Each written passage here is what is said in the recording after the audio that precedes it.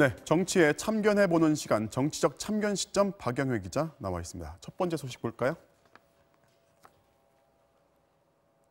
또 김순례, 징계는 깜깜무소식인데 김순례 의원이 5.18 망언 때문에 지금 징계위원회에 올라가 있는데 아직 징계가 안 됐죠? 네, 제목대로 깜깜무소식인 상황입니다.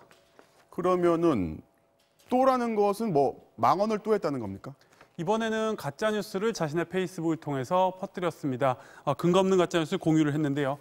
고선 산불 당시 문재인 대통령이 신문의 날 행사를 갔다가 과음을 해서 대응을 늦게 했다, 이런 취지의 내용입니다. 네. 근거 없는 가짜뉴스, 유튜브나 인터넷에 퍼진 거를 그대로 퍼뜨린 거고요. 민주당은 바로 발끈했습니다. 내용을 들어보시죠. 마치 세월호 참사에 빗대는 허위 조작 정보를 퍼뜨리고 있고, 김순례는 당 최고위원인데 이분이 바로 5.18 망언을 했던 분인데 당에서 징계를 안 하고 있으니까.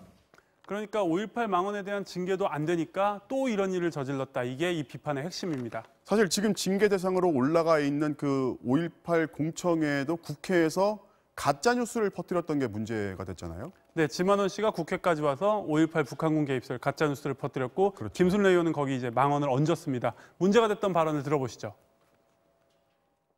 좌파들이 지금 판을 치면서 5.18 유공자라는 이상한 괴물 집단을 만들어내면서 우리의 세금을 축내고 있습니다. 참 지금 들어도 참 황당한 발언인데 지금 김순례 의원 이 징계가 지금 안 하는 겁니까? 아니면 못 하는 겁니까?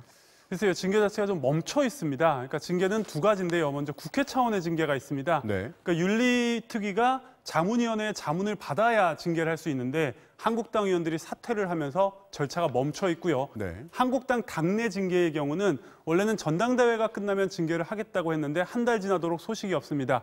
윤리위원장이 사퇴를 했고 새 윤리위원장을 구했는데 아직 회의가 열리지 않고 있습니다. 이러다 보니까 징계를 안 해서 또 그런다, 이런 말이 나오는 겁니다. 사실 의혹이라는 게 근거를 대야 되고 예. 근거를 못 대면은 책임을 져야 되는데 그 책임을 묻지 않으니까 자꾸 이런 일이 반복되는 것 같습니다. 네, 그렇습니다. 자, 다음 소식 볼까요? 보수 대통합 러브콜이라고 돼 있는데 지금 4.3 재보궐선거 이후에 야당에서 지금 새 판짜기 얘기들이 오가고 있죠. 네, 오늘은 황교안 대표였는데요. 계속 보수 대통합을 강조를 해왔는데 오늘은 내년 선거까지 거론을 했습니다. 직접 네. 들어보시죠. 통합의 큰 길로 나아간다면 반드시 내년 총선에서도 우리가 이기리라고, 그것도 압승하리라고 생각하는데. 네, 나경원 원내대표도 비슷한 입장입니다. 최근 인터넷 방송 나와서 창원 보궐선거 결과를 얘기하면서 대한애국당 표가 너무 아쉬웠다, 우파 통합의 교훈을 얻었다고 했습니다. 그러니까 내년 선거를 이기려면 중도 우파가 아니라 극우, 태극기 세력까지 다 통합을 해야 한다는 건데, 이렇게 러브콜을 받은 보수의 당사자들 얘기도 들어보시죠. 네. 분들이 제 눈에 보기에는 변화, 혁신할 의지가 없어 보이고 변한 게 없고, 박근혜 대통령을 헌신짝처럼 내쳐버린 홍준표 대표 등을 정리하지 않으면 대한애국당과의 통합은 없습니다. 지금 통합 대상이라고 나온 두 양측의 얘기가 완전 정반대거든요. 그럼 맞습니다. 한국당이 안아준다고 해서 지금 이 두 양측이 지금 다 통합이 될까요? 그래도 한국당은 지지율이 회복되면서 자신감도 회복한 그런 듯한 인상입니다. 그러니까 선거가 다가오면 올 사람들은 올 수밖에 없을 거다, 이런 건데요.